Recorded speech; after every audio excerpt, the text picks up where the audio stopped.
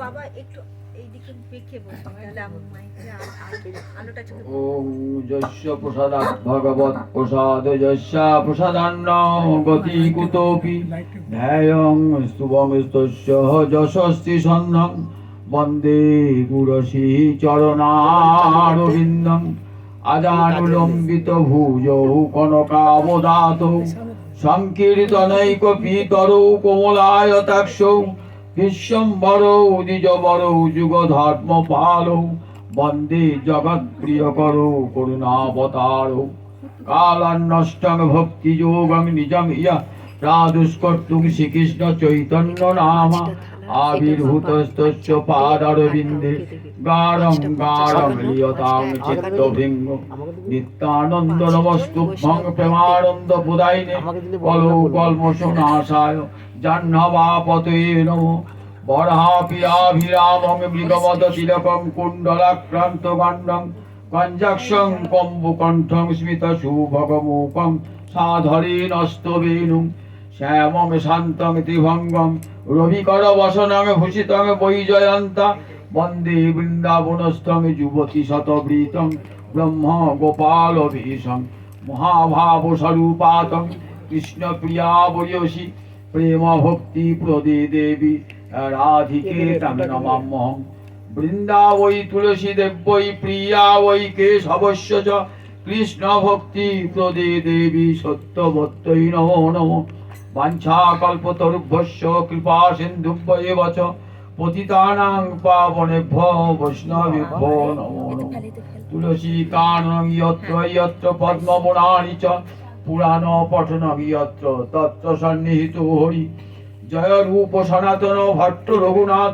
শ্রীজীব গোপাল ভট্ট দাস রঘুনাথ এই ছয় গোসাইয়ের করি চরণ বন্দন যাহা হইতে বিঘ্ননাশ অভীষ্ট পূরণ নারায়ণ নমস্কৃত্য নরং চৈব নরোত্তমং দেবী সরস্বতী ব্যাসং ততো জয়ম উদীরয়ে নমো ধর্মায় মহতে নমো কৃষ্ণায় বেদসে ব্রাহ্মণেভ্যো নমস্কৃত্য ধর্মাन् বক্ষ্যে সনাতনাन् বন্দেহং শ্রীগুরু শ্রীজিত পদকমলং শ্রীগুরুन् বৈষ্ণবাংশ্চ শ্রীরূপং সাগ্রজাতং সহগণ রঘুনাথান্বিতং তং সজীবং সাদ্বৈতং সাবধূতং পরিজন সহিতং শ্রীকৃষ্ণ চৈতন্য দেবং শ্রীরাধা কৃষ্ণ পাদান সহগণ ললিতা শ্রী বিশাখান্বিতাংশ্চ গুরবে গৌরচন্দ্রায় রাধিকা ওই তদালয়ে কৃষ্ণায় কৃষ্ণ ভক্তায় তদ্ভক্তায় নমো নমঃ দিনাদৌ মুরারে নিষাদৌ মুরারে দিনার্থে মুরারে নিষার্থে মুরারে দিনান্তে মুরারে নিশান্তে মুরারে তমে কগতীর্ণ তমে কগতীর্ণ অনার্পিত চরিং চিরাতে করুণায় অবতীর্ণ করৌ সমর্পয়তু উন্নত উজ্জ্বল রসামে সাভক্তি শ্রিয়ং হরি পুরট সুন্দর দুতি কদম্ব সন্দীপিত সদা হৃদয় কন্দরে স্ফুরতু বসতি নন্দন অদ্বৈত প্রকটীকৃত নরহরি পৃষ্ঠ স্বরূপ প্রিয় নিত্যানন্দ সক সনাতন গতি শিরূপৈকেতন লক্ষ্মী প্রাণপতি গদাধর রসোল্লাসী জগন্নাথহু সাঙ্গ পাঙ্গ সপার্ষদ সদদাং দেব শচীনন্দন সংসার সিন্ধু তরণে হৃদয়ং যদিষ্যাৎ সংকীর্তনামৃত রসে রমতে মনস্যেৎ প্রেমাম্বুধৌ বিহরণে যদি চিত্তবৃত্তি চৈতন্য চন্দ্র চরণে শরণং প্রয়াতু হরে কৃষ্ণ কৃষ্ণ কৃষ্ণ হরে হরে হরে রাম রাম রাম হরে হরে নিগম কল্পতরোরি কলিতং ফলং শুকমুখাদি অমৃত দ্রব সংযুতং পিবত ভাগবতং রসমালয়ং মুহুরহো রসিকা ভুবি ভাবুকা নিত্যানন্দ সহিত গৌরাঙ্গ জয় জয় শুনিলে চৈতন্য কথা ভক্তি লভ্য হয় নিতাই গৌরী সীতানাথ প্রেমানন্দে একবার হরি হরি বল নিতাই গৌরী সীতানাথ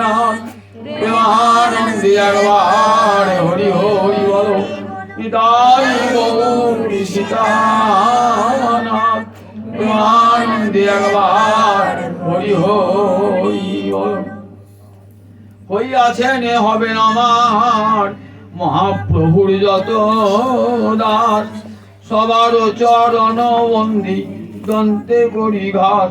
ভজ শ্রীকৃষ্ণ চৈতন্য প্রভু নিত্যানন্দ, শ্রী অদ্বৈত গদাধর শিবাসাদি গৌরী ভক্ত বৃন্দ।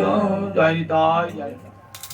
সমবেত ভক্তবৃন্দের চরণে আমার কোটি কোটি প্রণিপাত। শ্রীমান উদ্ধব এসেছেন বৃন্দাবনে। শ্রীকৃষ্ণ উদ্ধবকে পাঠিয়েছেন বৃন্দাবনে। বৃন্দাবনে গিয়ে মা যশোদা পিতানন্দের শোক অপহরণ করবে এবং আমার একান্ত প্রিয়া গোপীগণ যারা আমাকে ছাড়া প্রাণ ধারণ করতে পারে না, তাদেরকে মত সন্দেশেই আমার সংবাদ দান করে তাদের প্রাণ ফিরিয়ে আনবে। উদ্ধব একটা গুরু দায়িত্ব নিয়ে বৃন্দাবনে এসেছেন।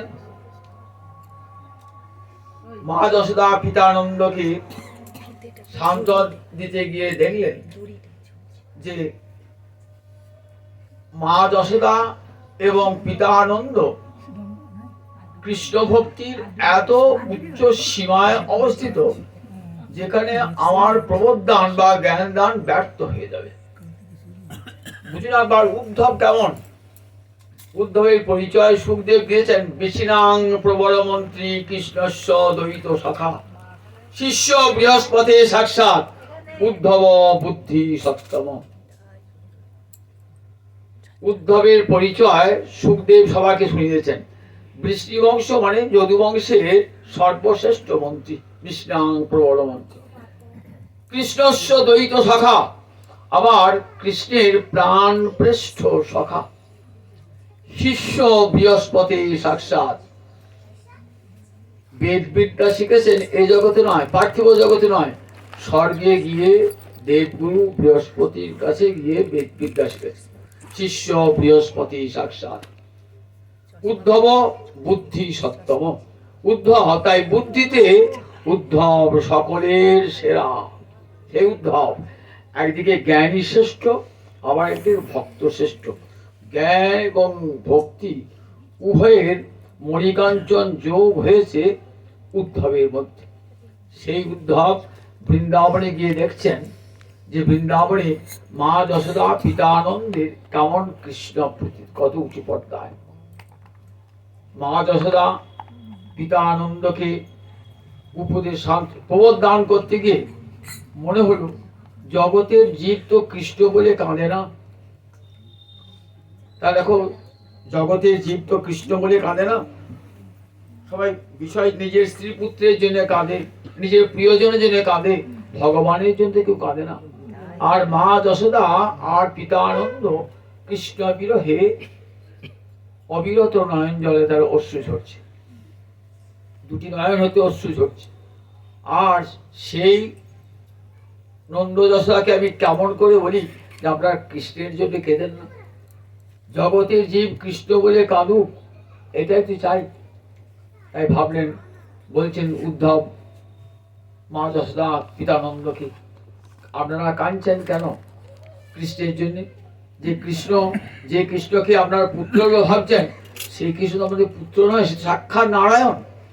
তখন মা যশোদা বলছেন, আমার গোপাল কি করে নারায়ণ হবে? আমার গোপাল তো মিথ্যা কথা বলে। আমার গোপাল, আমার ভগবান সত্য স্বরূপ, আমার গুরুকে শুনেছি ভগবান সত্য স্বরূপ, সত্যম জ্ঞানম অনন্তম ব্রহ্ম। সেই ভগবান সত্য স্বরূপে মিথ্যা কথা বলে আমার গোপাল। মাটি খেয়ে বলে মাটি খাই না, ভগবান চুরি করে, আমার গোপাল চুরি করে। এইসব কথা যখন শুনছেন উদ্ধব, তখন উদ্ধব ভাবছেন যে বৃন্দাবনে মা যশোদা পিতানন্দকে প্রবোধ দান করতে আমার আসা উচিত হয় না। মনে হলো বলি যে আমরা যেমন করে কৃষ্ণের জন্য কাঁদছেন, তেমনি যুগ যুগ ধরে কাঁদুন এমনি করে কৃষ্ণ বলে কাঁদুন, জগতের জীব করে কৃষ্ণ বলে কাঁদুন। উদ্ধব বলছেন আমরা তো এমন করে কৃষ্ণ বলে কৃষ্ণ বিরহে কাঁদতে পারি না। উদ্ধব মা যশোদা পিতা আনন্দকে সান্ত্বনা দান করে এবার যাবেন গোপীদের কাছে। গোপীরা দেখছেন যেদিন থেকে কৃষ্ণ বৃন্দাবনে চলে গেছেন সেদিন থেকে গোপীরা আর ঘিরে ফেরেন নাই। যমুনার ধীরে ধীরে কুঞ্জে কুঞ্জে বসে দিবারাত্র কাঁদছেন, নয়ন জলে মুখ ভাসে। কোথায় সেই গোপীরা, কোথায় সেই গোপীরা? খুঁজতে খুঁজতে গিয়ে দেখছে এক জায়গাতে সমস্ত গোপীরা কুঞ্জে কুঞ্জে গোপীরা মিলিত হয়ে কৃষ্ণ বলে কাঁদছে। একটি কুঞ্জে গিয়ে দেখলেন এক অপূর্ব সুন্দরী গোপী, কিন্তু তার বেশভূষা মলিন হয়ে গেছে, জীর্ণ শীর্ণ চেহারাটি জীর্ণ শীর্ণ হয়ে গেছে, তথাপি অঙ্গ থেকে তেজ বার হচ্ছে। অষ্ট সখী তাকে সান্ত্বনা দান করছে, চোখের জল তার শুকিয়ে গেছে, আর মাঝে মাঝে দশমী দশা প্রাপ্ত হচ্ছেন, মূর্ছা প্রাপ্ত হচ্ছেন, কখনো বা কথা বলছেন, মাঝে মাঝে শুনছেন উদ্ধব দাঁড়িয়ে দাঁড়িয়ে। উদ্ধবের ইচ্ছা হচ্ছে একবার ওই ওই রমণীর চরণ স্পর্শ করি, গোপীর চরণ স্পর্শ করি, ইচ্ছা। ঠিক চরণের কাছে গিয়েছেন, চরণের কাছে গিয়েছেন না, তখন ওই যে রমণীটি কথা বললেন, যে গোপীটি কথা বললেন, রাধা রানী সাক্ষাৎ মহাভাব স্বরূপিণী। তখন কেমন উদ্ধবকে ভাবছে, উদ্ধবকে ভাবছে একটা ভ্রমর এসেছে বোধহয় আমার চরণ ছুতে। রাধানী তখন রসপরবশ হয়ে বলছেন, ওরে ভ্রমর, তুই আমার চরণ স্পর্শ করবি না।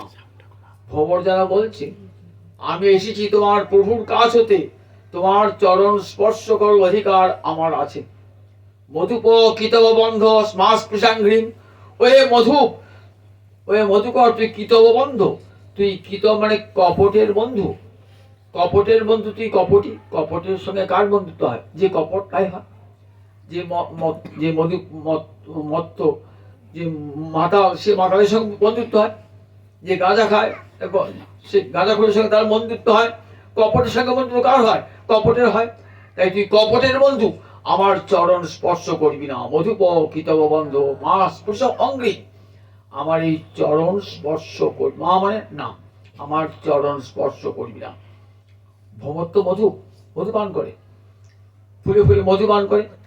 সেই ভ্রমরকে বলছেন, যেন মনে হচ্ছে রাধানী তেমন মানিনী হয়েছেন। মান কখন হয়? মিলনকালে মান হয়, বিরহে তো মান হয় না। কৃষ্ণ নাই, সেই বিরহ দশায় রাধানী মানিনী হয়ে ভ্রমরকে উদ্দেশ্য করে ভাবছেন, প্রিয় প্রস্থাপিতং এ দূতং কল্পয়িত্বা ইদম অব্রবীত। সুখদেব বলছে, মহারাজ উদ্ধব গেছেন, উদ্ধবকে কি ভাবছেন? প্রিয় প্রস্থাপিতং এ দূতং কল্পয়িত্বা। প্রিয় মথুরায় আছেন, তিনি পাঠিয়েছেন একটা দূতকে, আর সেই দূত এসেছে আমাকে সান্ত্বনা দান করতে। মনে মনে কল্পনা করছেন, উদ্ধবকে ভ্রমর জ্ঞান করে ভাবছেন কৃষ্ণ এসে ফিরে গেছে, আমার মান ভঞ্জন করতে পারে না, পাঠিয়েছে একটা মধুকরকে। সেই মধুকর এসে গুনগুন গুনগুন স্বরে করছে, যেন মধুকরটা ভ্রমর যেন কিছু বলতে চাইছে। রাধারানী ভাবছেন কি বলবি, আমি বুঝতে পেরেছি, তুই দেখ মিলনের কথা বলতে এসেছি তো, সেটি আর সম্ভব নয়। এই বলতে বলতে বলছেন রাধানী রসভরে গোবিন্দের নিন্দা করছেন। দেখুন সেই নিন্দাটা কেমন করে প্রশংসা হয়। দেখুন, মৃগই উড়িব কপিন্দ্রং বিভ্বদে অলুব্ধ ধর্মা স্ত্রিয়ম অকৃত বিরূপামপি সৃজিত কাম জানন বলিমপি বলিমত্বা বেষ্ট ধ্যাঙ্কবজ্জ স্তদলম অসিত সক্ষই দুস্তজস্তৎ কথার্থ। বলছেন, ওরে ভ্রমর, তুই তোর প্রভুর গুণের কথা বলতেছিস তো আমার কাছে, গোবিন্দের গুণের কথা বলছিস তো। দেখ, তোর প্রভুর গুণের কথা বলতে হবে না, সেই গুণের কথা আমি জানি। আমরা তার সঙ্গে ছোটবেলা থেকে বাল্যকাল থেকে তার সঙ্গে মিশে এসেছি, জানিস সে কেমন নিষ্ঠুর, জানিস মৃগয়ুরিব কপীন্দ্রং বিপদে অলুব্ধ ধর্মা। মৃগয়ু মানে ব্যাধ, বনে বনে হরিণ শিকার করে, মৃগ শিকার করে, পশু শিকার করে, তাই ব্যাধের একটা নাম মৃগয়ু। মৃগয়ুরিব কপীন্দ্রং, কপীন্দ্র মানে বানরাজ বালি, বিপদে তাকে হত্যা করলেন। অলুব্ধ ধর্মা, নিজে ক্ষত্রিয় ব্যাধ নয় কিন্তু কিন্তু ব্যাধের মতো নিষ্ঠুর ভাবে বালিকে বধ করলেন। দেখ তোর বন্ধু, তুই তার গুণাবলী বলছিস তো, দেখ কেমন গুণের সে, দেখ নিষ্ঠুর ভাবে বাড়ির কি দোষ করেছিল, বাড়িকে হত্যা করেছে রাম অবতারে। আবার দেখ স্ত্রিয়ম অকৃত বিলুপামপি স্ত্রীজিত কাম জানাম। আবার যখন বনে বাস করছে না, তখন দেখ একটা রমণীকে শূর্পণখা তাকে অকৃত বিরূপাং, তার নাসা কর্ণ ছেদন করে তাকে বিরূপা করে দিল। সে তার কি দোষ ছিল? শূর্পণখা চেয়েছিল রামচন্দ্রের নবদুর্বাদর শ্যাম রামচন্দ্রকে দর্শন করে তাকে প্রতিরূপে পেতে। এতে দোষের কি আছে? জগতের যে কোনো রমণী কোনো রূপবান পুরুষকে দেখলে তাকে প্রতিরূপে পেতে চায়, এতে দোষের তো কিছু নাই। তাহলে শূর্পণখা তার রাক্ষস ছিল, সে তো নারী, সে রামচন্দ্রের রূপ দর্শন করে রামচন্দ্রকে প্রতিরূপে পেতে চেয়েছিল। তাই সেই শূর্পণখা কি করলেন? তাকে তিনি পরিত্যাগ করতে পারতে, কিন্তু নাক এবং কান ছেদন করে তাকে বিরূপা করে দিলেন। আমরা যদি জানতাম যে রামচন্দ্র নারী মুখ দর্শন করেন না, রামচন্দ্র স্ত্রৈণ পুরুষ, বনে গিয়েছেন স্ত্রীজিত, নিজের স্ত্রীটিকে সঙ্গে করে নিয়ে গেছেন, তাহলে এমন করে নারীর নাসাকর্ণ ছেদন করলেন কেন? আবার দেখ বলিমপি বলিমত্তা বেষ্টধ্যাঙ্কবজ্জ। আবার দেখ বলিমপি বলিমত্তা বেষ্টধ্যাঙ্কবজ্জ। বলি দৈত্যরাজ বলি, সেই দৈত্যরাজ বলি দান দিতে গেল। কি দান চাইলেন? বললেন ত্রিপাদ ভূমি, ছড়া করে বললেন আমি ত্রিপাদ ভূমি ছাড়া কিছু নেবো না। বলে আহা, তুমি এইটুকু বামন আর তোমার ছোট ছোট পা, এই ত্রিপাদ ভূমিতে তোমার কি হবে? তা বলে আমি আর কিছু চাই না, ত্রিপাদ ভূমি পেলে আমার সব হবে। এই ত্রিপাদ ভূমি পেয়েও যদি কেউ তুষ্ট না হয় জগতে, তাহলে ইন্দ্রের সমান ঐশ্বর্য পেলেও তার তৃপ্তি হবে না। কিন্তু বলি বুঝতে পারলেন না, বলিকে ছড়া করবেন আজকে ভগবান কৃপাও করবে সেই দাঁড়ি। ছলসী বিক্রমণী বলি অদ্ভুত বামন, পদনখ নীল জনিত জন পাবন, কেশব ধৃত বামন রূপ জয় জগদীশ হরে। জয়দেব স্তোত্র, জয়দেব স্তুতি করেছেন বামন রূপের ভগবান। বামন রূপে বলিকে ছড়া করতে গেলেন, বলিকে বলি না 3 পা ভূমি দাও। 3 পা ভূমি যখন দিতে যাবেন, এক পায়েতে বলি স্বর্গরাজ্য সব অধিকৃত হয়ে গেল, আর একটি পায়েতে বলির পাতালে যে রাজ্য ছিল অধিকৃত হয়ে গেল। নাভি দেশ থেকে 3য় পা বার হয়েছে। কোথায় রাখবো পাটা, কোথায় রাখবো? তাও তুমি যে বললে আমি সত্য ভ্রষ্ট হব না, আমি 3 পা ভূমি দেবো, বলেছি দেবো, দাও 3 পা ভূমি দাও।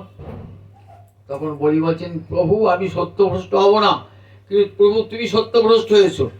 যখন আমার কাছে 3 পা ভূমি চেয়েছিলে তখন তোমার অত বড় বড় পা ছিল, এখন কত বড় চরণ দেখিয়ে আমার কাছে 3 পা ভূমি চাইছো। ঠিক আছে, আমি তোমাকে 3 পা ভূমি দেবো। তাই কি করলেন তখন বলি? বলি তখন নিজের মাথাটা পেতে দিলেন, দাও, আমার আমার সম্পদের চেয়ে আমার বুদ্ধিটা বড়, আমার বুদ্ধিটা মাথায় থাকে, তাই মাথা পেতে দিলাম হে, ওই চরণ শিরে ধরিব বলে আমি মাথা পেতে দিলাম হে, দাও দাও তোমার ওই অভয় চরণ মাথায় দাও। বলিকে মাথায় চরণ দিয়ে কোথায় নিয়ে গেলেন? একবারে নিয়ে গেলেন সুতলে। বলছেন প্রভু বলিমপি বলিমত্ত্বা বিষ্টাধ্যাঙ্কবৎ ভ্রমণ, বলিমপি বলিমত্ত্বা বিষ্টাধ্যাঙ্কবৎ। বলি দান গ্রহণ করলে ভগবান, দান গ্রহণকে কি করলে না কাকের মতো, ধাঙ্কবৎ কাকের মতো। আপনার উঠোনে ধান মেলা আছে, কাক আপনার ধানটা খাচ্ছে, আপনার ধানটা খেয়ে আপনার মাথাটি উঠে ঠোকর মারছে। তাই দেখো কেমন ভগবানের আচরণ, বলির কাছে দান গ্রহণ করে আবার বলিকেই নিয়ে গেল সুতলে। স্তদ অলম অসিত সক্ষই দুস্তজ স্তদ কথা। তাই ওই কালো বর্ণের পুরুষের সঙ্গে আমার আর মিল হবে না। কালো বর্ণ পুরুষ, রাম অবতারও শ্যামবর্ণ, আবার কৃষ্ণ অবতারও শ্যামবর্ণ, আবার বামন অবতারও শ্যামবর্ণ। তাই স্তদলম অসিত সখ্যই দুস্তজ স্তৎ কথার্থ। তখন যেন ভ্রমর বলছি যে রাধারানী, হে গোপিকার শ্রেষ্ঠ রাধারানী, হে মহাভাব স্বরূপিণী, তুই বললে যে তার কথা ছেড়ে তার সঙ্গে তোমার পরিবার হবে না আর কোনোদিনই, তার সঙ্গে তার মিলন হবে না। তাই তার কথা বলছো কেন? তা বলছে কি বলছি তার কথা? দেখ তার কথাতেই বেঁচে আছি, দুস্তজ স্তৎ কথার্থ। আমরা বেঁচে আছি কেমন জানিস? শুধু তার কথা বলে বেঁচে আছি, তার কথাও যা তিনিও তাই। এই দেখুন কিন্তু সব ভগবানের দোষ বর্ণনা করলেন তো রাধারানী, রসভারে মানভারে সবগুলা গুণ হয়ে গেল। কিন্তু মৃগয়ুরিব কপিন্দ্রং বিপদে অলুব্ধ ধর্মা, ভগবান রামচন্দ্র বালিকে বধ করেছিলেন, এটা তার পরম গুণ। রাজধর্ম রক্ষা করেছিলেন। শাস্ত্রে বলা আছে অগ্নিদ গরদস্যৈব শস্ত্র পাণি ধনাপহ ক্ষেত্র দ্বারাপহারি চক সরইতে আততায়ীন। বললেন অগ্নিদ গরদ, বাচ্চাকে আগুন লাগিয়ে দেয়, কেউ বিষ খায়, কাউকে মেরে দেয়। অগ্নিদ গরদ শস্ত্র বাণী, হাতে অস্ত্র নিয়ে ঘুরছে কাউকে হিংসা কাটবার জন্য। ধনাপহ, কারো ধন চুরি করেছে, সম্পদ চুরি করেছে। ক্ষেত্র দ্বার, কারো জমি ভূমি চুরি করেছে। এবং দ্বার পত্নী অপহরণ করেছে। তারা আততায়ী, আততায়ী ন বৈদ্ধা, আততায়ীকে বধ করা রাজার কর্তব্য। তাই রামচন্দ্র বালিকে বধ করছেন, এটা তার রাজধর্ম রক্ষা করছেন, এটা তার গুণ। কেন বালি কি দোষ করেছিল? বালি সুগ্রীবের পত্নী তা রুমাকে অপহরণ করেছিল, এই জন্য বালি ছিল অপরাধী। সেই জন্য বালিকে বধ করা প্রয়োজন ছিল রামচন্দ্রের, নইলে রাজধর্ম রক্ষা হতো না। আবার দেখুন শূর্পণখাকে নাসাকর্ণ যে ছেদন করলেন শূর্পণখার, এটাও রামচন্দ্রের পরম গুণ। কেন? রামচন্দ্র তো ভক্তবাঞ্ছা ভগবান তো ভক্তবাঞ্ছা কল্পতরু। শূর্পণখা তাকে প্রতিরূপে পেতে চেয়েছেন। রাম অবতারে সীতা দেবীর পানি ছাড়া আর কারো পানি গ্রহণ করবেন না, তিনি এক পত্নী ব্রতধর। কিন্তু শূর্পণখা তাকে প্রতিরূপে পেতে চেয়েছে, তো তাই বলে আমি তোমাকে অঙ্গীকার করলাম এই রাম অবতারে আমি তোমাকে আর পত্নী রূপে গ্রহণ করতে পারবো না। কিন্তু তোমাকে আমি শিখিয়ে দিলাম কখন না, কৃষ্ণ অবতারে আমি যখন বহু বল্লভ হয়ে আসবো, তখন তোমাকে আমি পত্নী রূপে গ্রহণ করব।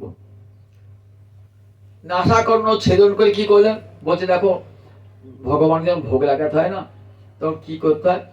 তখন দেখবেন নিবেদন করতে দেরি আসতো, তুলস পাতা দিয়ে রাখতে হয়। তুলস পাতা দিয়ে জানতে হবে সেটা গোবিন্দের ভোগ, আর অন্য কোনো দেব দেবীর দৃষ্টি করবেন না। তাই লক্ষণ তো রামদেবতার পুরোহিত লক্ষণ, লক্ষণ কি করলেন? ওই নাসাকর্ণ ছেদন করে যেন তুলসী দিয়ে রাখলেন, যাতে পরজন্মে আর এর প্রতি কেউ দৃষ্টি নিক্ষেপ করতে না পারে। পরজন্মে কুব্জা হয়ে জন্মিয়েছেন, যাতে কেউ দৃষ্টিতে না পারে। যখন যাচ্ছেন না ধনুর্যজ্ঞে, তখন ওই কুব্জা কি করছেন? কুব্জার কাজ ছিল কি না, সব বড় যারা ধনুর্যজ্ঞে যারা যাচ্ছে তাদেরকে বরণ করে নেওয়া, চন্দনের টিপ দিয়ে বরণ করে নেওয়া। কৃষ্ণ বলরাম রথে চেপে যাচ্ছেন, তো অক্ষুরের রথ চেপে, তা দেখি কুব্জাকে চিনতে পেরেছেন, গোবিন্দ চিনতে পেরেছেন। রসিকতা বলছেন আমাদেরকে দেবে না, চন্দন দেবে না? বলে তোমরা নেমে এসো রথ থেকে যে নেমেছেন, বলরামকে চন্দনের টিপ দিলেন। এইবার যে গোবিন্দকে যাবেন না, তখন গোবিন্দ কি করলেন? নিজের চরণ দিয়ে ওই কুব্জার চরণ দুটি চেপে ধরলেন আর চিবুকটি তুলে ধরলেন, সঙ্গে সঙ্গে অপূর্ব সুন্দরী রমণী হলেন। এই কুব্জা গোবিন্দ সান্নিধ্য লাভ করেছিলেন যখন কৃষ্ণ মথুরায় কংসকে বধ করে কুব্জার গৃহে গেছিলেন। তাহলে এখন এটাও গোবিন্দের গুণ। আবার যখন বলিকে ছলনা করলেন, তো বলে এটাও গোবিন্দের পরম গুণ, বামনবতের পরম গুণ। কারণ বলি কোন বংশে জন্মিয়েছে? দৈত্রাজ প্রহ্লাদের বংশে জন্মিয়েছে। দৈত্রাজ প্রহ্লাদের পুত্র বিরোচন, বিরোচনের পুত্র বলি। ভগবান প্রহ্লাদকে কথা দিয়েছেন, তোমার বংশে যারা আসবে তাদের সকলকে আমি কৃপা করব। ভক্তের বংশকে বলছি কৃপা করেন তিনি। কুলং পবিত্রং জন্ম চিকিতার্থা, জগৎ বংশে যেটা একটা কৃষ্ণ ভক্ত জন্মায় তার ঊর্ধ্বস্তর পুরুষেরা এবং উত্তর পুরুষেরা সকলেই মুক্ত হয়ে যায়। প্রহ্লাদের মতন ভক্ত কেমন দেখুন, যে চরণ স্বয়ং লক্ষ্মী দেবী পান্না, যদবাঞ্ছা শিরনা চরত্তপ বিহায় কামান সুচিরং ধৃতব্রতা। বৈকুণ্ঠতে নেমেছেন বৈকুণ্ঠেশ্বরী রাসবিহারী গোবিন্দের চরণ পাওয়ার জন্যে। তিনি সেই চরণ পান নাই, আর সেই চরণ পেল কে না বলিরাজ মাথায় পেল। বলিরাজ মাথায় পেল। দেখুন কেন, যখন গোবিন্দ বলির মস্তকে চরণটি দিয়েছেন না, তখন দুটি নয়নে বলির জলধারা। বলছে তোমার এত কৃপা। প্রহ্লাদ দাঁড়িয়ে আছেন অনেক দূরে। প্রহ্লাদ বলছেন যে গোবিন্দ, দৈত্য বংশের উপর তোমার এত কৃপা প্রভু, এত কৃপা। নয়ন জলে ভাসছে। বলি বলছে দাদু, তোমার করুণাতেই আমি আজ গোবিন্দের চরণ মাথায়। গুরু শুক্রাচার্যকে বলছেন, দা বলির যোগ্যতা অসম্পূর্ণ হয়ে গেল, যোগ্যতা সম্পূর্ণ হলো না, যোগ্যতা সম্পূর্ণ করে দাও। তখন শুক্রাচার্য বলছেন, প্রভু মন্ত্রত তন্ত্রত ছিদ্রং দেশ কালার্হ বস্তুত নিশ্চিদ্রং করতি নাম সংকীর্তনং তব।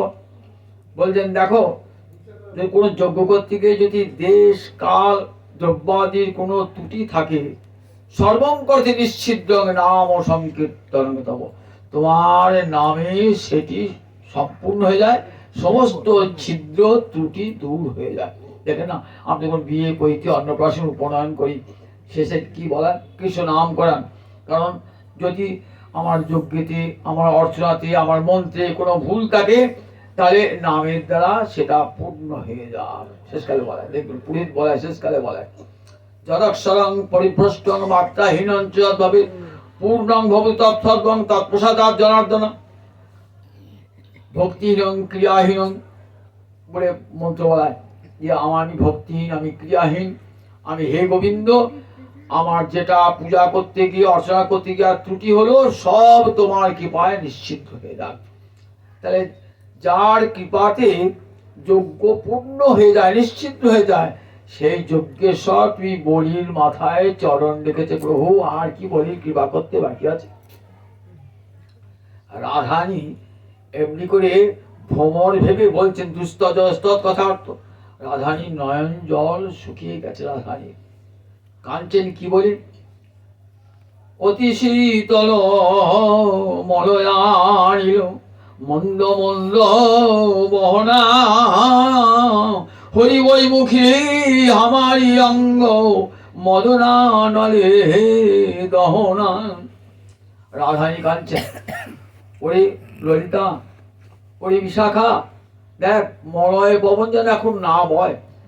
দেখ মলয় পবন প্রবাহিত হয়, তখন কি হয়? দেহটা সুস্থ হয়। ফাল্গুন চৈত্র মাসে মলয় পবন যখন বয়, তখন সুখস্পর্শ সেই মলয় পবন। কিন্তু আজ আমার কাছে কি মনে হচ্ছে? যেন অগ্নি দহন মরছে। হরি বই মুখী আমারি অঙ্গ মদনা নলে দহনা, আমার প্রাণে জড়িয়ে যে গেল রে কৃষ্ণ বিরহে, প্রাণে জড়িয়ে যে গেল রে। বল মলয় পবনকে বল, ওহে মলয় পবন তুমি প্রবাহিত হয়েও না। হরি বই মুখী আমারি অঙ্গ মদনা নলে দহনা। ওই মলয় পবন যে এত সুখস্পর্শ, তা আমার হৃদয়কে বেদনা দান করছে।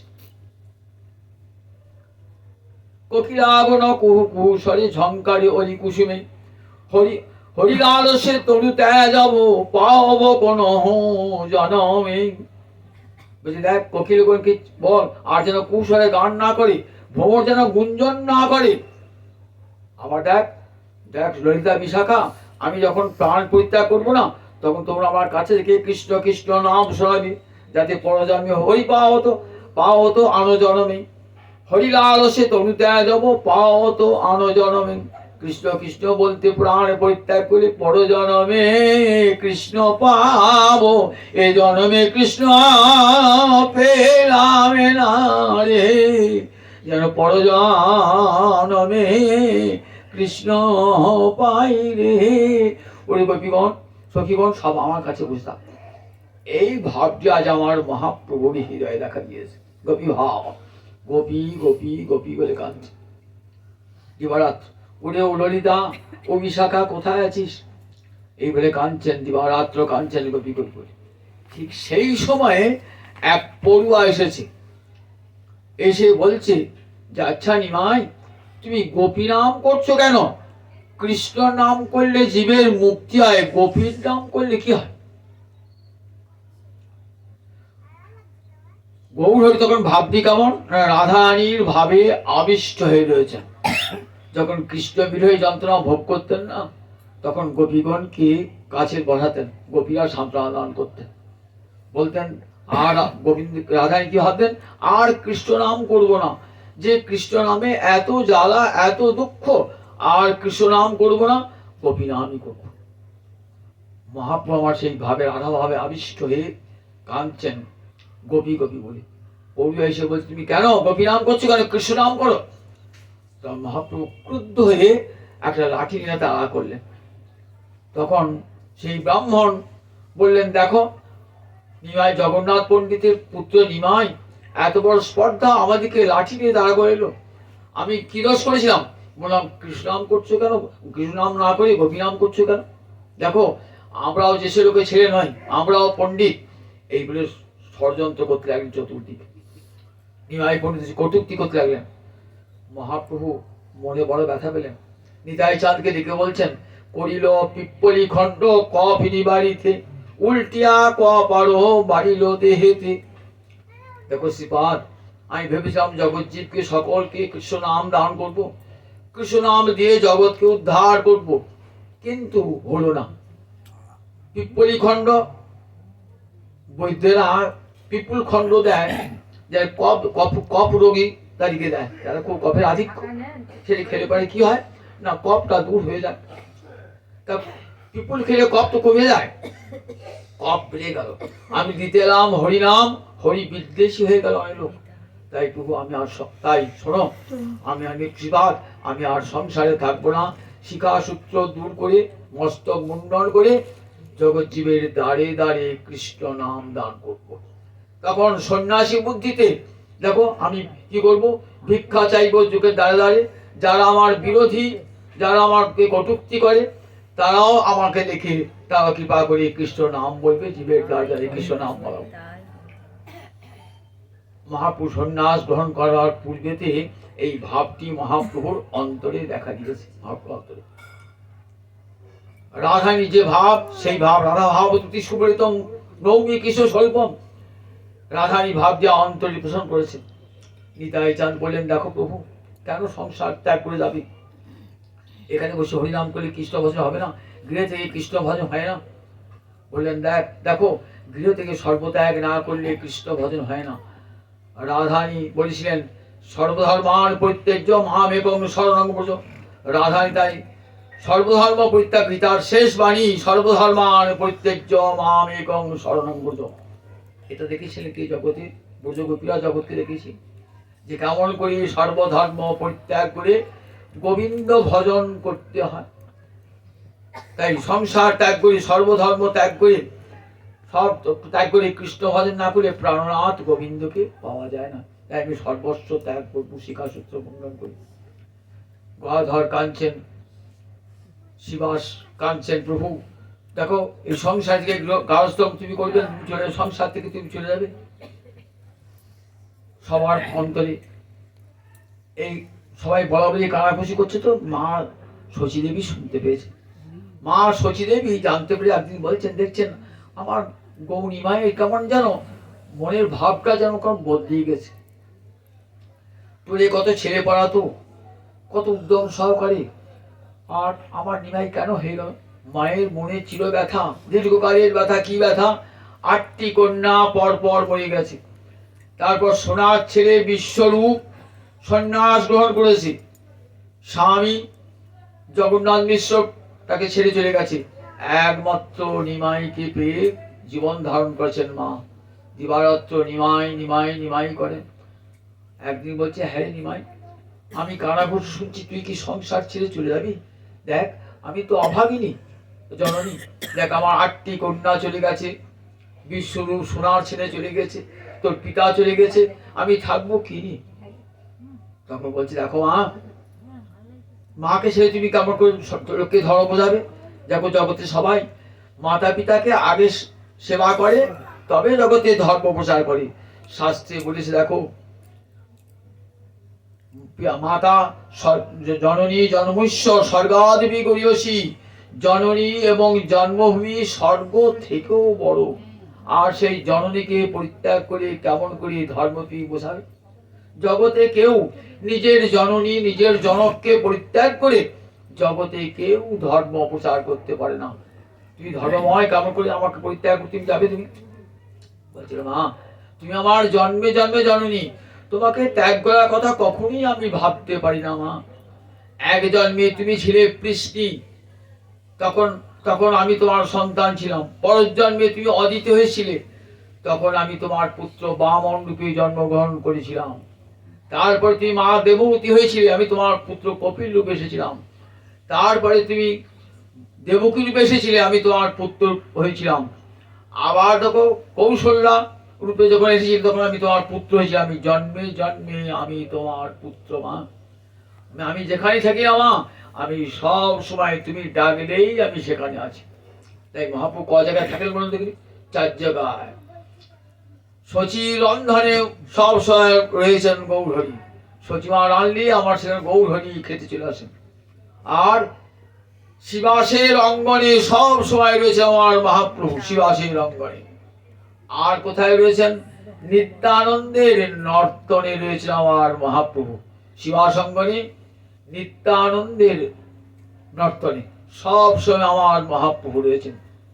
নিতাই চাঁদের নর্তনে, শিবাসের অঙ্গনে, আর শচীমায়ের রন্ধনে সব সময়, আর রাঘবের ভবনে সব সময় রয়েছে। এই 4 জায়গায় আমার মহাপ্রভু সব সময় নিত্য বর্তমান রয়েছে। তাই বলেন, মা আমি তোমাকে ছেড়ে যাব না। মা কিন্তু বুঝতে পারেন আমার ছেলের মনের ভাব। একদিন ভালো করে কাছে ডেকে বলছেন, বলছেন মা, মা বলছেন যে দেখ, এত কেশব ভারতীর প্রতি এত আকর্ষণ কেন? কেশব ভারতীর প্রতি এত আকর্ষণ কেন? আমি সন্ন্যাসী এলো, আমার ছেলে বিশ্বরূপ সন্ন্যাসী দেখলে পাবো, সন্ন্যাসীকে ঘরে নিয়ে এসে খাওয়াতো, কত আপ্যায়ন করতো, শ্রদ্ধা করতো। আমি বুঝতে পারি নাই যে আমার বিশ্বরূপ এমনি করে সন্ন্যাসীকে ভালোবাসতে আসতে একটি সন্ন্যাসী হয়ে যাবে। তাই আমার মনে বড় আতঙ্ক যে আবার তুই কেশব ভারতীকে, সন্ন্যাসীকে, ঈশ্বরপুরীকে ঘরে নিয়ে আসছিস, তুই কি সংসারে থাকবি না? বলে, দেখো মা, সংসারে আরতি করি মরিবার তরে। আর কৃষ্ণ ভজ শ্রীকৃষ্ণের আরতি করে ভব তরিবারে। দেখো মা, সংসারে আরতি করলে কি হয়? সংসারকে ভালোবাসলে কি হয় জানো মা? সংসারকে ভালোবাসলে পারে কি হয় না, সে মৃত্যুর পথে এগিয়ে দেয়, অমৃতের পথে নিয়ে যায় না। আর কৃষ্ণ ভালোবাসলে কি হয়? কৃষ্ণ ভালোবাসলে পারে সংসার চলে যায়। কৃষ্ণ ভালোবাসা কেমন করবে? সাধু সঙ্গ ছাড়া কৃষ্ণ ভালোবাসা হয় না মাইকা মা। তাই সাধু সঙ্গ করতে হয় মা, সাধু সঙ্গ করো মা। মায়ের কথা ভালো লাগে না, একটি ছেলে চলে গিয়েছে, আবার এই ছেলে সন্ন্যাসী গ্রহণ করবে, আমি থাকবো কাকে নিয়ে? মা দিবারাত্র জলে ভাসেন, এর ওর মুখে শোনেন। মা অনেক রাত্রে বাড়ি ফিরে শিবাস অঙ্গন থেকে নেচে, মায়ের মনটা সব সময় পড়ে থাকে আমার নিমাই করে চলে যাবে। বিষ্ণুপ্রিয়া রয়েছেন কোথায়? বিষ্ণুপ্রিয়া রয়েছেন নিজ পিতা সনাতন মিশ্রের গৃহেতে রয়েছে।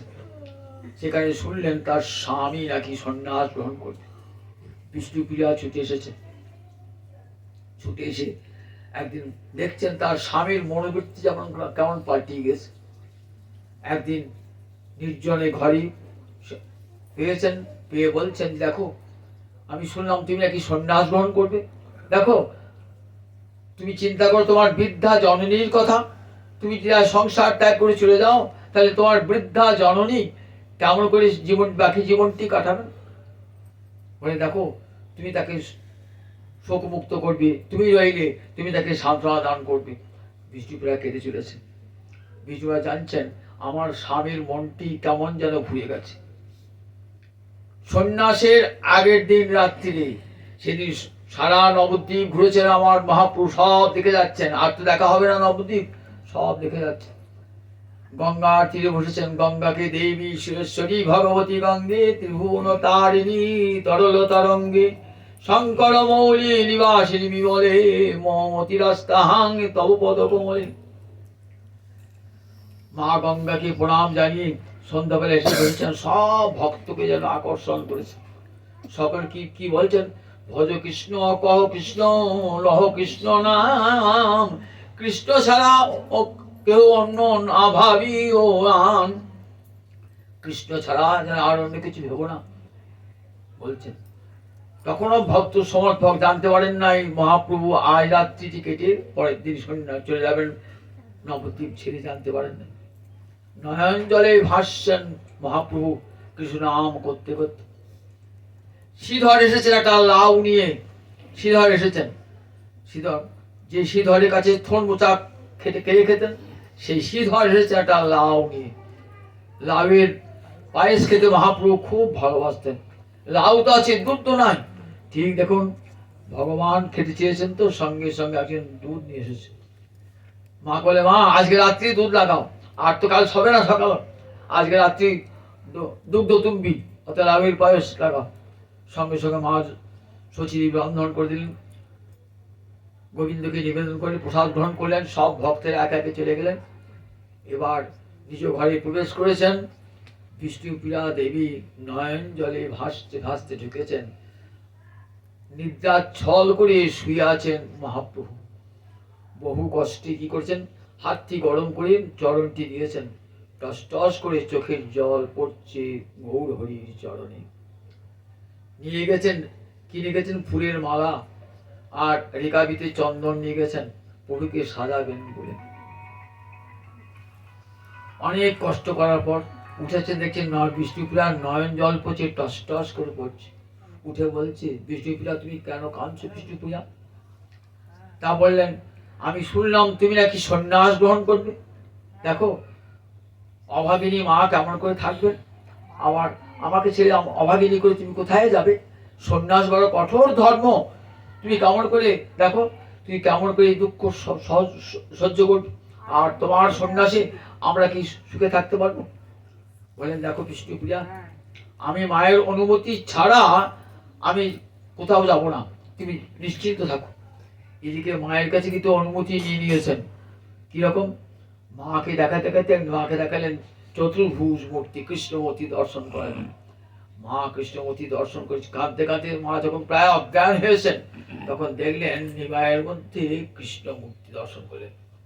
দর্শন করবে, জগৎ দুর্লভ কৃষ্ণ আমারও তা নয়, জগৎ দুর্লভ কৃষ্ণ আমার তা নয়। আবার জগৎ দুর্লভ কৃষ্ণ আমার পুত্র, মোর ভাগ্যে এতদিনে ছিল মোহর বশ, এখন আপন সুখে করো গো সন্ন্যাস।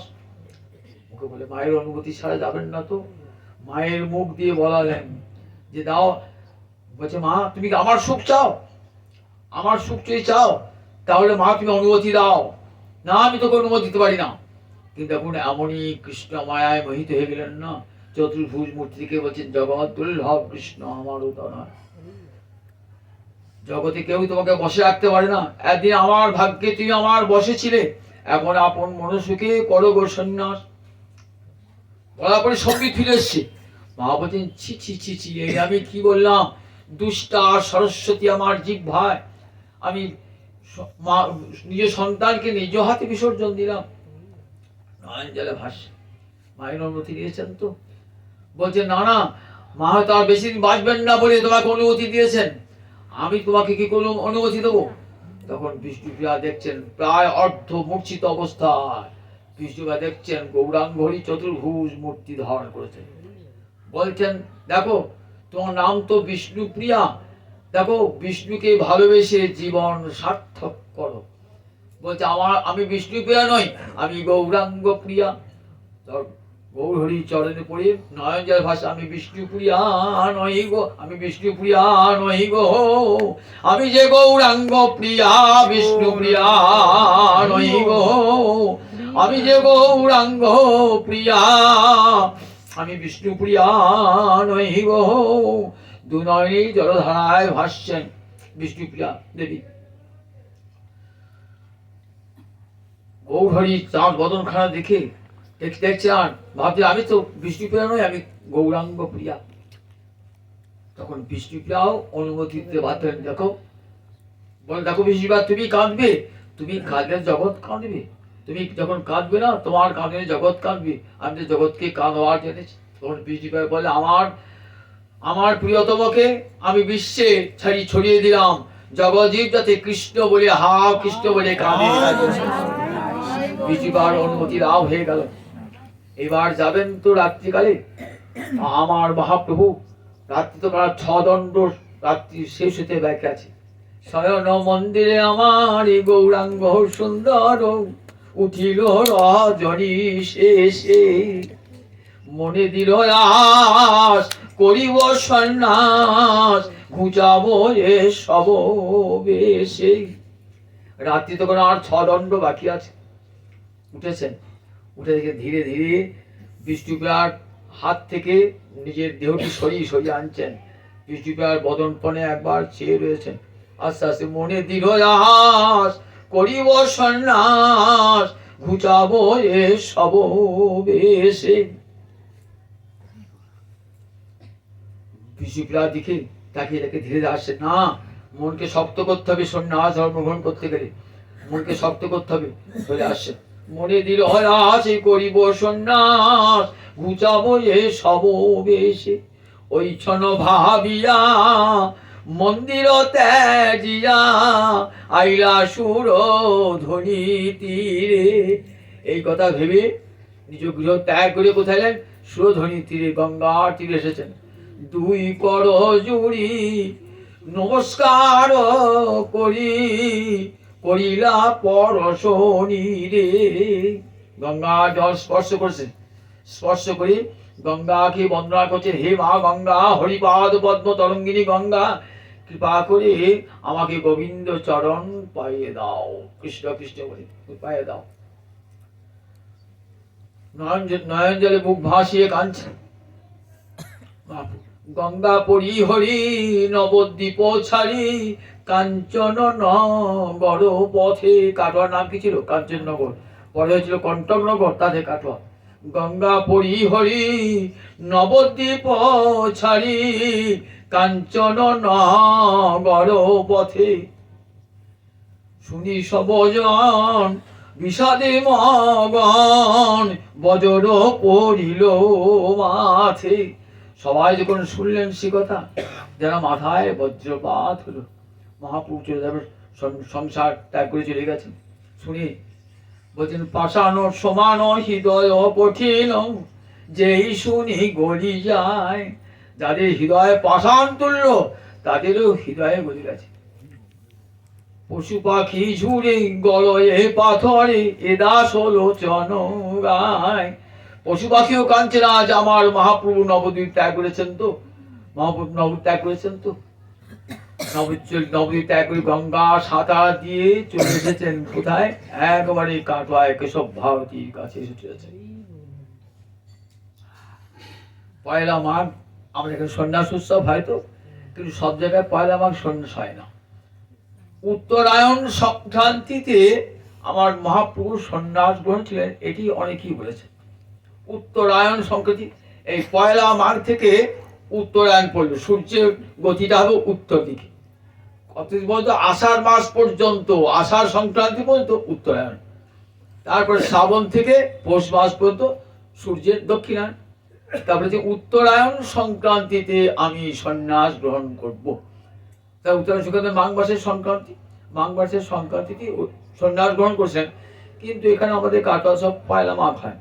ওই চৈতন্য একটা কথা আছে যে পৌষ মাস শেষ, যেই মাঘ মাস তার শুক্লপক্ষে প্রভু কৈলাস সন্ন্যাস। মাঘ মাসের প্রথমেই শুক্লপক্ষে সন্ন্যাস গ্রহণ করেছিলেন, তাই পয়লা মাঘই অনেক অনেক জায়গায় পয়লা মাঘও শেখায়। কিন্তু মতান্তরে উত্তরায়ণ সংক্রান্তিতেই মহাপুরুষ সন্ন্যাস। মহাপুরুষের একবার সোজা কাটোয়া চলে এসেছেন। এদিকে সকালে উঠে বিষ্ণুপ্রিয়া কি দেখছেন, এটা বিষ্ণুপ্রিয়া চমকি উঠিয়া পালঙ্কে বুলালো হাত, প্রভু না দেখিয়া কাঁদিয়া কাঁদিয়া শিরে মারে করাঘাত। বলি কোথায় বা গেলে ওহে আমার প্রাণনাথ, কোথায় বা গেলে আমায় অভাগিনী করে, কোথায় বা গেলে প্রভু না দেখিয়া কাঁদিয়া কাঁদিয়া শিরে মারে করাঘাত। এসব প্রভুর সোনার নূপুর, সোনার গলার হার দিয়েছেন, পুরো পায়ের নূপুরটি, গলার হারটি পুরাছে। এসব দেখিয়া মরিব ছুড়িয়া জিতে না পারিব জান। এগুলি যতক্ষণ দেখবো না আর প্রাণে বাঁচতে পারবো না আমি। মুই অভাগিনী সকল রজনী, মুই অভাগিনী জাগিলা প্রভুরে লইয়া। সারা জেগে থাকতে পারলাম, কিন্তু প্রেমেতে বাঁধিয়া মোরে নিদ্রা দিয়া আমার প্রভু গেল পলাইয়া। কাঁদছেন বৃষ্টিপ্রিয়া হাও হাও করে। এদিকে মা সচিমা কাঁদছেন। সকালে উঠে সব নবদ্বীপবাসী দেখছেন সচিমা গৃহের দুয়ারে দাঁড়িয়ে কাঁদছেন, আর কোলে বিষ্ণুপ্রিয়া কাঁদছেন। তখন নিতাই চাঁদ এসেছেন, কাঁদেছেন নিত্যানন্দ, কাঁদিতেছেন নিত্যানন্দ শচীর মুখ নিরখিয়া। হরিদাসে কাঁদিতেছেন দু আখি মুদিয়া। নদিয়া ছাড়িয়া গেল মহারে গৌরাঙ্গ সুন্দরী, ডুবিল ভকত গণ শোকের সায়রে। কাঁদিতেছেন শিবাস শ্রী অদ্বৈত গদাধর বক্রেশ্বর।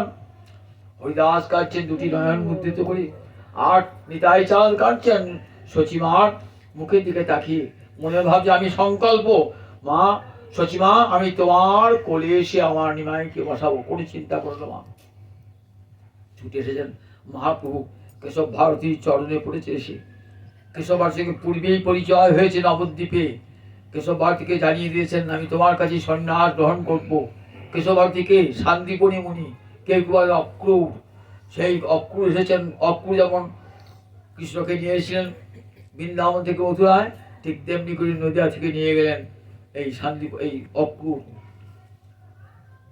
কেশব ভারতী নয়ন জলে ভাসছেন। সমস্ত কাটোয়াবাসী সমবেত হয়েছেন। কত লোক, এমন সোনার বরণ পুরুষ, এমন পুরুষ দেখা যায় না, এমন এমন রূপ মানুষের সম্ভব হয়? এমন রূপ সোনার হেমাবতী পচরি সুন্দর হয়, সোনার মতো বঙ্গকান্তি, যেন এই রূপ জগৎ দেখা যায় না। অপার্থিব রূপ আমার গৌরাঙ্গ হরির অপূর্ব রূপ। রাধা রানীর অঙ্গ দিয়ে, রাধা রানীর হেমবর্ণ দিয়ে ঢাকা কৃষ্ণ তো গৌরহরিকে রাধা কৃষ্ণ মিলিত স্বরূপ। রাধা রানীর হেম বরণ দিয়ে কৃষ্ণকে ঢেকে দিয়েছেন, গৌরাঙ্গ রূপে অবতীর্ণ হয়েছেন কলিযুগে। সেই গৌরাঙ্গের রূপের সীমানা নাই।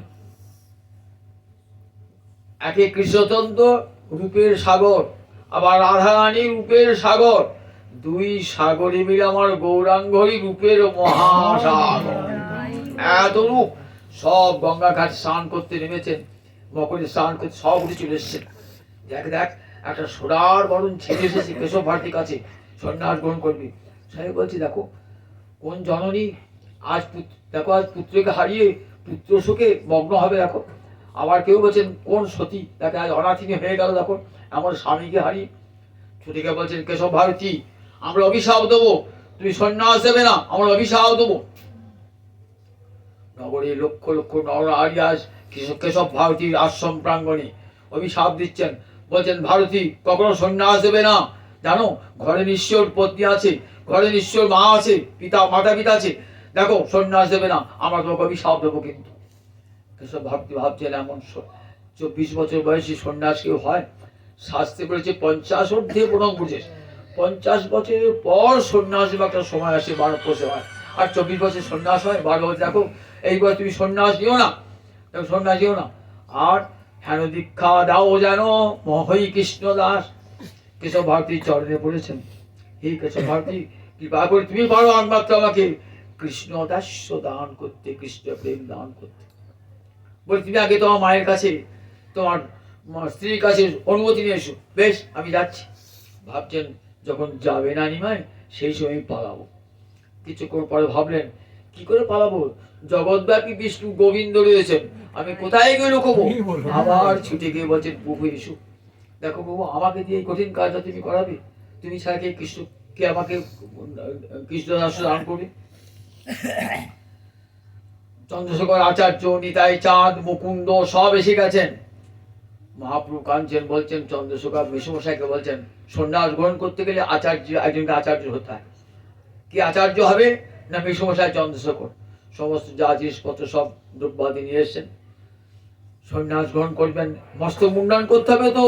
কে মস্তক মুন্ডন করবে? হরিদাস নাপিত মস্তক মুন্ডন করবে। আমরা বলি মধু নাপিত।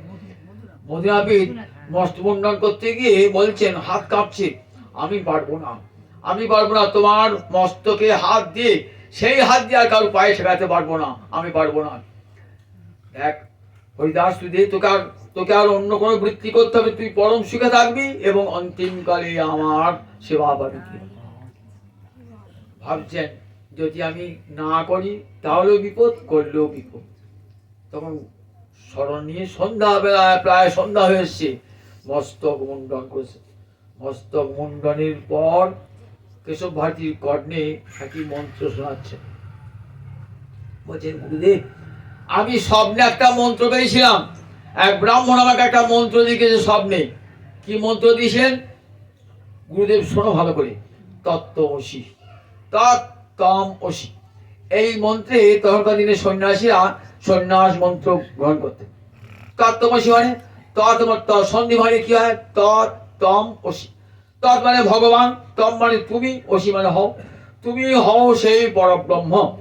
এই মন্ত্রে আচার্য শঙ্করের অনুগামী যারা, তারা সব এই মায়াবাদী সন্ন্যাসী, তারা এই মন্ত্রে সন্ন্যাস গ্রহণ করত। সন্ন্যাস গ্রহণ, বৈদিক বা যে সন্ন্যাস সেটি 75 বছরের পর। বৈদিক সন্ন্যাস কি, এটা আমার জীবনের 4টে স্তর: ব্রহ্মচর্য, গার্হস্থ্য, বানপ্রস্থ, সন্ন্যাস। তা কতদিন ব্রহ্মচর্য থাকবে? যতদিন অধ্যয়ন হবে, বেদাদি অধ্যয়ন হবে। 8 বছর বয়সে পিতামাতা গুরুর কাছে নিয়ে যেতেন। 12 বছর ধরে, 10 বছর ধরে শাস্ত্র অধ্যয়ন হতো। 20 বছর বয়সে যাও এবার সংসার করো। 20 বছর বয়সে এসে দ্বার পরিগ্রহ করে সংসার করতে। কতদিন সংসার করবে? 30 বছর। 50 ঊর্ধ্বে প্রণাম বলে, যেই 50 বছর বয়স হয়ে যাবে সংসার ত্যাগ করে মানব প্রসব মরে চলে যাবে, মানব প্রসব অবলম্বন করবে। তারপরে 75 বছর বয়সে জীবনের শেষাংশে, 100 বছর বাঁচত এইভাবে, 75 বছর বয়সে তুই সন্ন্যাস গ্রহণ করবি। এটা বৈদিক সন্ন্যাস ছিল। কিন্তু মহাপ্রভু দেখবেন কাজীকে বিচার সভায় বলেছেন যে কলিতে সন্ন্যাস নিষিদ্ধ। অশ্বমেধং গবালম্বং সন্ন্যাসং ফলপৈতৃকং দেবরেণ সুতৎপত্তিং কলৌ পঞ্চ বিবর্জয়। অশ্বমেধ যজ্ঞ, গোমেধ যজ্ঞ, অশ্বমেধং গবালম্বং সন্ন্যাসং, সন্ন্যাস মাংস দিয়ে বৃদ্ধি সাধ্য, আর দেবরের দ্বারা সন্তান উৎপত্তি, এই 5টা কলিকালে নিষিদ্ধ। তথাই মহাপুরুষ সন্ন্যাস গ্রহণ করলেন। তাহলে কি মহাপুরুষ বেদ বিরুদ্ধ আচরণ করলেন? না না না, বেদ বিরুদ্ধ আচরণ করেন নাই। মহাপুরুষ সন্ন্যাসটা কি জন্য, তাই মায়াবাদী সম্প্রদায় সন্ন্যাস গ্রহণ করলেন? না, জগতে কোনো মায়াবাদী সন্ন্যাসী কৃষ্ণ ভক্তি চান না। আচার্য শঙ্কর এক প্রকার সন্ন্যাসীর প্রবর্তন করেছেন, বেদ বিরোধী সন্ন্যাসী। তাকে তারা বলতাম মায়াবাদী দশনামী সম্প্রদায়, গিরি, পুরী, ভারতীয় শতাদ উপাধি। এরা কিন্তু সব বেদ বিরোধী সন্ন্যাস। আচার্য শঙ্কর এই বেদ বিরোধী 10 প্রকার সন্ন্যাসী, তারা বলতে তারা এই মন্ত্রে দীক্ষা গ্রহণ করতেন তত্ত্বমসি। তারা বলতেন জীবই পরব্রহ্ম। আর ভক্তিবাদীরা বলেন জীব পরব্রহ্ম নয়, জীব পরব্রহ্মের দাস। জীব কৃষ্ণ নয়, জীব কৃষ্ণ দাস। তার তত্ত্ববশী মন্ত্রটি আমাকে এক ব্রাহ্মণ কানে দিলেন। তা সেই মন্ত্র পেয়ে আমি কাঁদছি। কেন? আমি তো ব্রহ্ম নই, আমি তো কৃষ্ণ নই, আমি কৃষ্ণের দাস হতে চাই। ভগবান এসেছেন আজ ভক্ত রূপে জগৎকে ভক্তি শিক্ষা দান করবার জন্য। তাই আমি তো কৃষ্ণ দাস, কৃষ্ণ চাই। তাই আমি সেই মন্ত্র পাওয়া দিয়ে কাঁদছি। তত্ত্ববশী মন্ত্র বলে কি হয়? আর সেব্য সেবক ভাব থাকে না, ভক্তি থাকে না, কৃষ্ণ সেবা হবে না। তাই আমি কাঁদছি। তখন মুরারি গুপ্ত মহাপ্রভুর সহাধ্যায়ী, কে বললেন? হনুমান, যিনি ছিলেন রাম অবতারের হনুমান ছিলেন, তিনি গৌরাঙ্গ অবতারে কি হয়েছেন? গৌরাঙ্গ অবতারে মুরারি। আমি সেই রাঘবেন্দ্র, তুমি বীর হনুমান। মহাপ্রভু বলছেন, আমি সেই রাঘবেন্দ্র, তুমি বীর হনুমান। হনুমান যে এক লাফের সমুদ্র পার হয়েছিল, লঙ্কায় গিয়ে পৌঁছেছিল, সেই হনুমান আজ মুরারি গুপ্ত হয়েছেন। মুরারি গুপ্ত একটা গ্রন্থ আছে, শ্রীকৃষ্ণ চৈতন্য চরিতামৃতম, এটি সংস্কৃত ভাষায় লেখা। সেখানে এখানে এই ঘটনাটি উল্লেখ আছে। তখন মুরারি গুপ্ত বলছেন যে প্রভু তুমি কাঁদছো কেন? ওই তত্ত্ববশী শব্দের দুটো অর্থ হয়, একটা সন্ধিবদ্ধ পদ তত্ত্বম, আর একটা সমাসবদ্ধ তস্যতম। এই মধ্যে তুমি ভজনা করবে। তস্যতম মানে কৃষ্ণ, তস্য মানে কৃষ্ণস্য, কৃষ্ণস্য তং দাস, তুমি কৃষ্ণের দাস, এই ভাবনা করে এই মন্ত্র জপ করবে। দাদা খুব আমি এই মন্ত্রটা পেয়েছি কেশব ভারতীর কাছে। এই মন্ত্রে তস্যতমসি অর্থ হবে তো? কেশব ভারতী বলছেন হ্যাঁ হ্যাঁ, এইটাই তো আসল অর্থ। কেশব ভারতী, এইটাই আসল অর্থ। খুব আনন্দ হলেন, কৃষ্ণ নাম শুনিয়ে দিয়েছেন কানে। তো এবার কেশব ভারতী মায়াবাদী সন্ন্যাসী আজ কৃষ্ণ নাম পেয়ে শিষ্যের কাছে কৃষ্ণ নাম পেয়ে পরমানন্দে নৃত্য করছে। দীক্ষা যে হয়ে গেল, গুরু শিষ্য দুজনই হরে কৃষ্ণ কৃষ্ণ কৃষ্ণ হরে হরে, হরে রাম রাম রাম হরে হরে, হরি হরে হে নম কৃষ্ণ যাদবায় নম, যাদবায় মাধবায় কেশবায় নম। কীর্তন করছেন, দুই গুরু শিষ্য দুইজনে কীর্তন করছেন। কোথায় দণ্ড কমণ্ডলী সুরে পড়ে গেছে, দণ্ড কমণ্ডলী।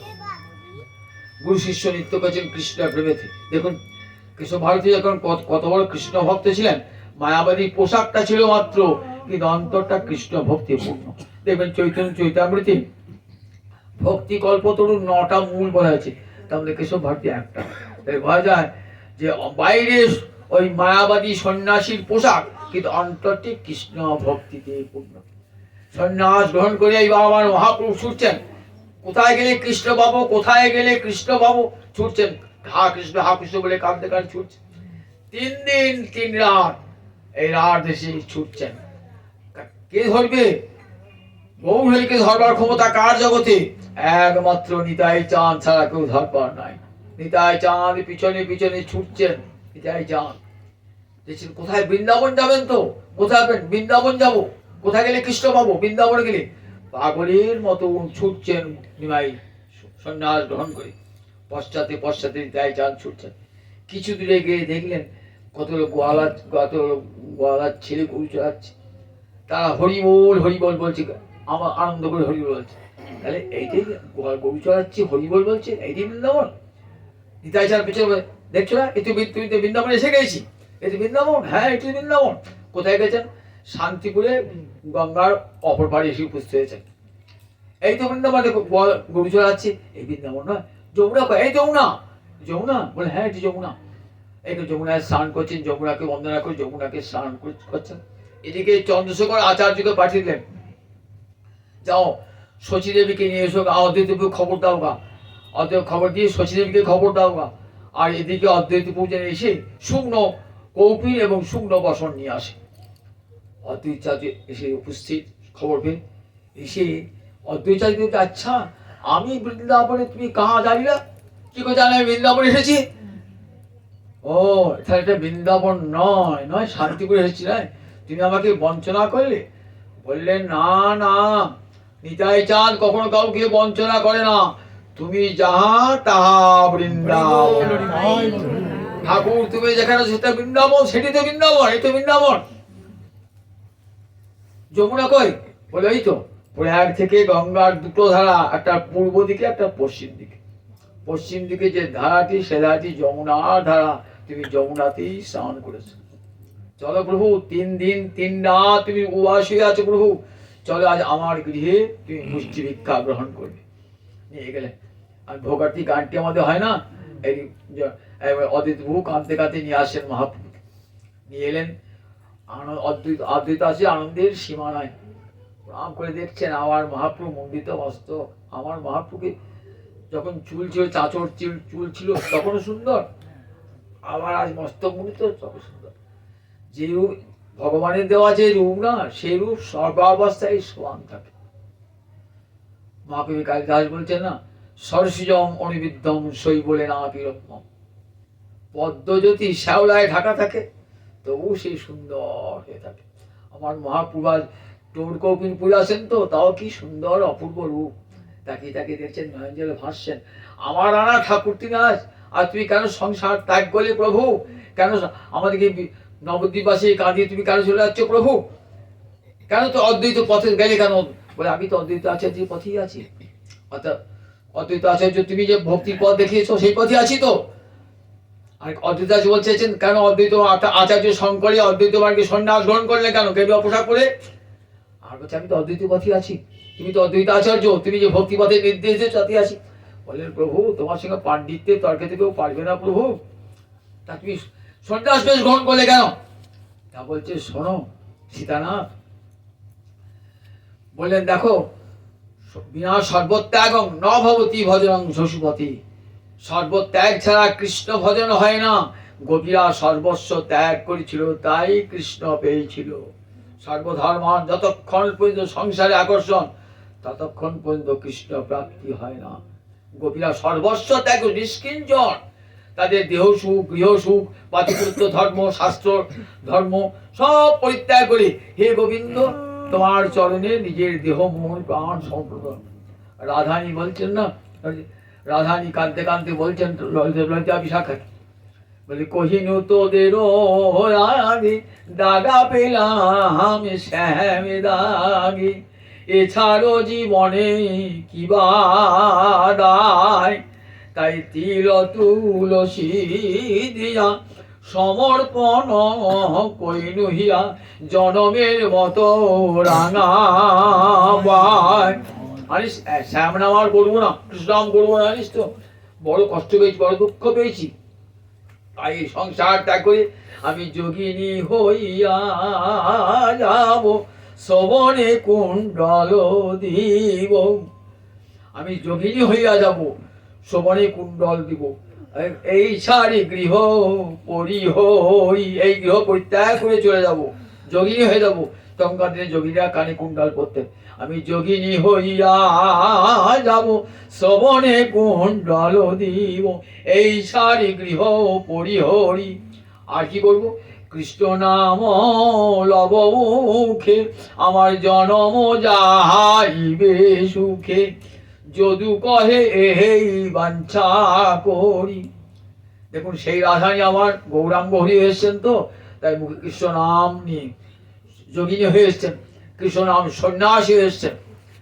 3 দিন 3 রাত উপবাস থেকে অদ্বৈত আচার্য গৃহে গেছেন। বলছেন দেখো সর্বত্যাগ ছাড়া কৃষ্ণ ভজন হয় না। অদ্বৈত আচার্য আনন্দের সীমা নাই, চিরদিন মাধব মন্দির মোর নাচছেন। দেখুন এত বৃদ্ধ অদ্বৈত আচার্য মহাপুরুষ 50 বছর বয়সে বড়, আজ মহাপ্রভুকে দর্শন করে আনন্দে অধীর হয়ে বলছেন চিরদিন মাধব মন্দিরে মোর, আমার মন্দিরে চিরদিন মাধব রয়েছে, নৃত্য করছে। প্রভু আমার গৃহে থাকোই কতদিন। সচিমা এলেন, 10টি দিন সচিমা রন্ধন করলেন। নিমাই কি কি খেতে ভালোবাসতেন, নিমাইয়ের জন্য নিমাই শাক খেতে ভালোবাসতেন, পটল ভাজা খেতে ভালোবাসতেন, বেগুন ভাজা খেতে ভালোবাসতেন, লাবড়া ব্যঞ্জন খেতে ভালোবাসতেন, যা যা খেতে ভালোবাসতেন সচিমা রন্ধন করে দিতেন, সচি খাওয়াতেন। চোখের জলে ভাসছেন আমার, নিমাইকে দেখছেন। আর 10টি দিন থাকলেন মায়ের অনুরোধে। বলছেন মা তুমি অনুমতি দাও, কোথায় যাবো বলো, বৃন্দাবনে যাবো না নীলাচলে যাবো? বলে না না বৃন্দাবনে নয়, আমি তোর সংবাদ পাবো না, আমি তোর সংবাদ পাবো না, বড় নীলাচল কাছে হবে, তুই থাকবি নীলাচলে। প্রভু তো যাবেন নীলাচলই, তোর মুখে মায়ের আদেশটি নিলেন। নীলাচলে চলেছেন, সঙ্গে কতজন চলেছেন, হরিদাসকাঞ্জ প্রভু তুমি তো চললি নীলাচলে, আমাকে তো রৌরব নরক থেকে তুলে আনলে বৈকুণ্ঠে, আমি কোথায় যাব? বলে হরিদাস কেঁদো না, আমি তোমাকে ঠিক আমার কাছে নিয়ে যাব। সঙ্গে চলেছেন নিত্যানন্দ মুকুন্দ, প্রচুর পশ্চাৎ পশ্চাৎ চলেছেন। আর আমার মহাপ্রভু কাঁদতে কাঁদতে নয়ন জলে মুখ ভাসে কোথা কৃষ্ণ বলে কাঁদতে কাঁদতে চলেছেন। শ্রীধর এসেছে। শ্রীধর বলছেন, প্রভু আমি কোথায় থাকবো? আমি তোমাকে থোড় মোচা খাওয়াতাম। তা বললে তুমি আমাকে পুরীতে গিয়ে থোড় মোচা খাওয়াবে। রাঘবের ঝালির সঙ্গে আজও ওই আমাদের শ্রীধরের থোড় মোচা যায়। দেখবে রাঘবের ঝালি যায় না জগন্নাথের রথের দিন, সেদিন ওই শ্রীধরের থোড় মোচাও যায় সঙ্গে। শ্রীধরের থোড় মোচা খেতে ভালোবাসতেন তো। মহাপ্রভু চলে গেলেন পুরী ধাম। কিছু দিনে গিয়ে নিত্যানন্দ দণ্ডটা ভেঙে দিলেন। দণ্ডটা ভেঙে ভাগীরথী কপতেশ্বর শিব আছে, দর্শন করতে গেলে প্রণাম করতে গেছে, সেই ফাঁকে ওই দণ্ডি ভেঙে ভাগীরথী ভাসিয়ে দিয়েছে। এসে বলছেন, তুমি আমার দণ্ড ভাঙলে কেন? বলেন, দেখো ওই দণ্ড তুমি বহন করবে, যে যে বিশ্বকে তুমি বহন করছো, সামনে দণ্ড বহন করো তুমি, আমি দণ্ডকে ভেঙে দিয়েছি। মহাপ্রভু অন্তরে উল্লসিত হয়েছেন। মহাপ্রভু এই যে সন্ন্যাস বেশটা, এতে কি জন্য? শুধু কপট সন্ন্যাসী জগজ্জীবকে ছলনা করবার জন্যে স্বয়ং ভগবান এলেন কি রূপে? স্বয়ং ভগবান এলেন ভক্ত রূপে। কেন? হরিভক্তি দান করতে হবে। ব্যাসদেবকে বলেছেন, অহমেব কচিৎ ব্রহ্মণ সন্ন্যাস আশ্রম আশ্রিত হরিভক্তি গ্রহণ আমি করৌ পাপ হতান নারায়ণ। ভগবান বলছেন ব্যাসদেবকে, কোন কোন কলিতে আমি আবির্ভূত হয়ে সন্ন্যাস গ্রহণ করব। কি জন্যে?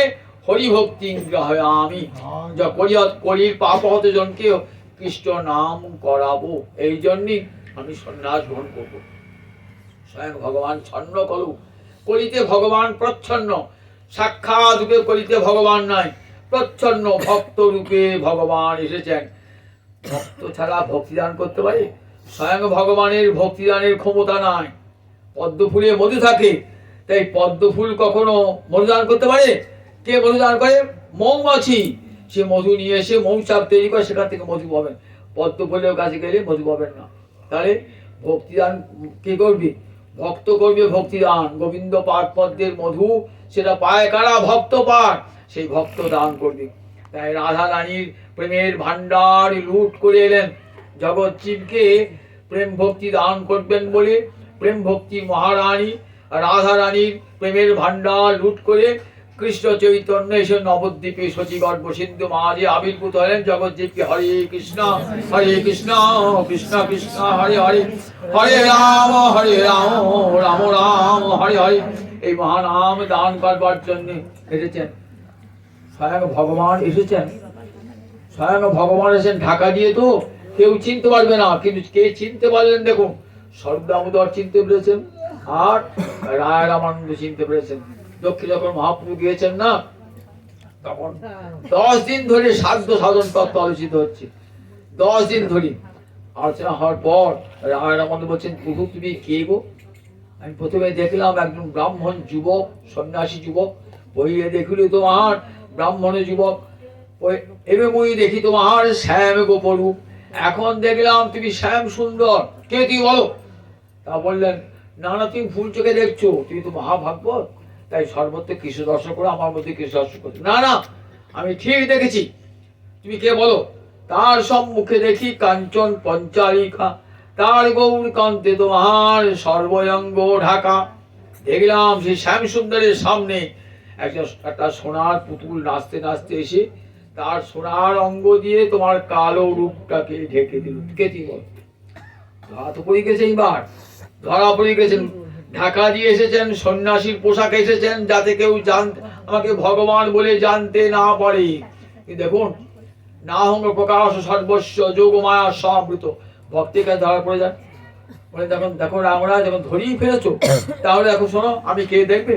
তবে হাসি হাসি প্রভুতারে দেখা এলো স্বরূপ, রসরাজ মহাভাব করো। দেখো আমরা, দেখো কে আমি কে।